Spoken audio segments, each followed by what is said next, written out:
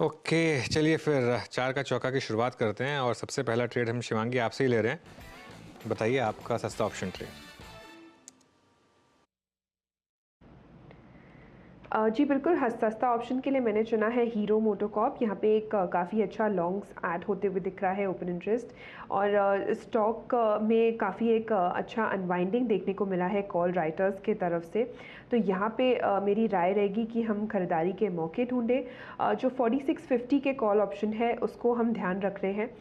करीबन इसको 108 के आसपास ले, 90 के स्टॉप लॉस और 145 के टारगेट्स बनते हुए दिखेंगे। ओके, हीरो मोटोकॉर्प ये हो गई शिवांगी की पिक।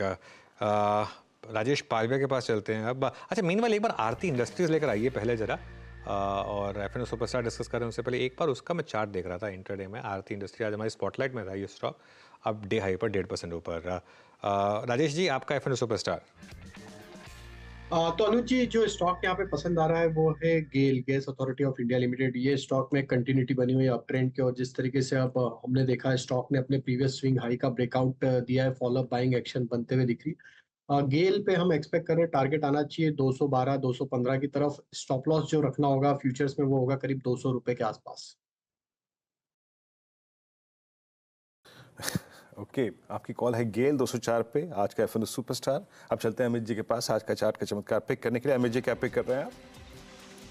जी वीरेंद्र जी, मैं डीएलएफ के साथ ही जाना चाहूंगा। काफी बेहतरीन स्ट्रक्चर है जिस हिसाब से स्टॉक की प्लेसमेंट है, यहाँ पे एक स्ट्रॉन्ग मूव आ सकता है। स्टॉक अपने क्रूशियल मूविंग एवरेजेस के ऊपर ट्रेड कर रहा है, एक पुल बैक ट्रेड भी है, और 10 डमा के ऊपर ट्रेड कर रहा है। 926 का प्राइस है, लगभग 910 का स्टॉप लॉस रहेगा और 955 के टारगेट्स रहेंगे डीएलएफ पे। डीएलएफ 926 पे आपका बाय है।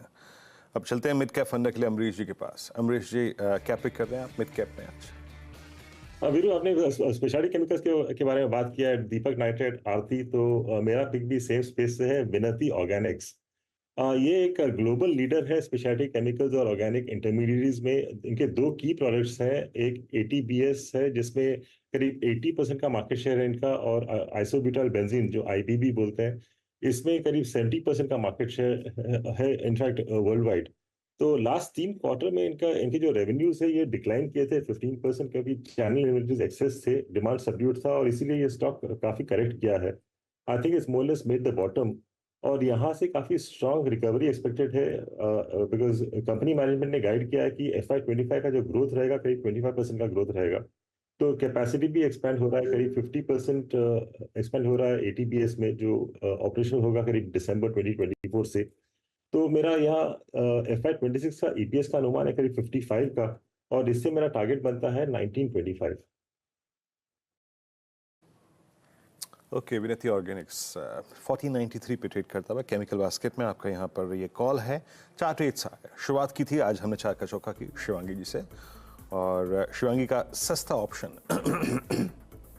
वो था हीरो मोटोकॉर्प की कॉल। दरअसल ये ट्रेड आज सुबह सुबह प्रकाश सर का भी था और फर्स्ट ट्रेड था, और 145 के लक्ष्य के लिए अप्रैल की इसकी 4650 की कॉल आपको कंप्लीट करनी।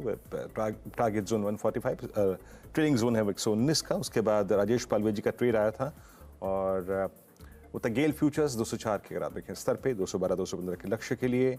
उसके बाद अमित जी के पास गए हम आज का चार्ट का चमत्कार पिक करने के लिए। उन्होंने पिक किया डीएलएफ एट 928, 955 का लक्ष्य, और अमरीश पलिका जी ने आज विनती ऑर्गेनिक्स पिक किया।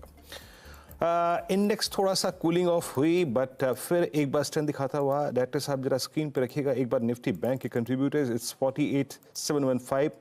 जितना रिट्रेस हुआ वो फर्स्ट कैंडल में हुआ, उसके बाद recovery I mean fourth candle से टिक बाय टिक चार्ट्स पे शुरू हो गई। एक बार मैं देखना चाहूंगा ये रिकवरी आ कहां से रही है, डिलीवर क्या कर रहा है। It's ICICI bank, HDFC bank, axis bank, federal bank, जिसका ना फायरिंग ऑल सिलेंडर्स, सारे प्राइवेट बैंक। अनुज अभी है नहीं, मैं टिप्पणी बाद में लूंगा इस पर, बट एक बार आईसीआईसीआई बैंक लेके आइएगा। आईसीआईसीआई बैंक 1094 पे। मानस, आपका टेक आईसीआईसीआई बैंक पर? वो होमवर्क चल रहा है, अभी तक क्लियरिटी वो 1100 के ऊपर वाली आई नहीं है। आपका सेंस क्या कह रहा है? देखिए, व्यू पॉजिटिव है, और कल भी यहाँ पर मेंशन किया था कि स्टॉक ने 10 डे और 20 मूविंग एवरेज को रीगेन किया है। तो जो पिछला हाई 1110 के आसपास है, स्टॉक उसको टेस्ट कर सकता है। मेरा अभी भी समझना है कि अगर आपने कल ट्रेड नहीं लिया है और आप एक पोजीशन ट्रेडर हैं, तो अभी भी आप खरीदारी कर सकते हैं। आपके स्टॉप लॉसेस थोड़े से बड़े हैं, 1080 के नीचे ही आपको स्टॉप लॉस लगाना है। अगर आप अभी आप करंट लेवल पे एक ट्रेड ले रहे हैं तो 1080 के नीचे स्टॉप लॉस लगाइए। और अब आपके टारगेट 1110 के नहीं, अब आपके टारगेट रहेंगे 1130 1135 के। तो एक अच्छे खासे मूव के लिए पोजीशन ट्रेड लेना चाहिए। आपके स्टॉप लॉसेस 1080 के नीचे होने चाहिए।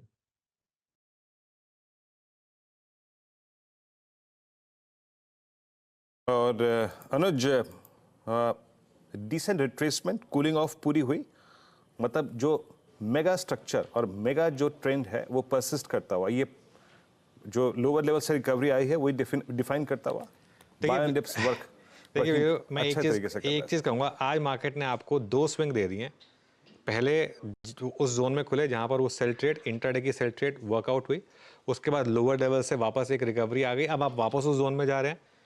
यहाँ पर जब मेरा शॉर्ट में एक अच्छी ट्रेड मिली, अब एक लॉन्ग में अच्छी ट्रेड मिली, 2 स्विंग मिल गई। अब मेरे ख्याल से इस मार्केट में और कोई ट्रेड नहीं है। अब ये इसी जोन में शायद इधर उधर घूमे। अब बड़ी ट्रेड आएगी, या तो आप 22,800 के ऊपर निकल जाए या आज का लो तोड़ दें। 2 में से अब एक जो चीज़ हो जाए, उसके बाद एक बड़ी ट्रेड आएगी। बता दें कि मनी कंट्रोल पर दिए गए विचार एक्सपर्ट्स के अपने निजी विचार होते हैं। वेबसाइट या मैनेजमेंट इसके लिए उत्तरदायी नहीं है। यूजर्स को मनी कंट्रोल की सलाह है कि कोई भी निवेश निर्णय लेने से पहले सर्टिफाइड एक्सपर्ट की सलाह लें।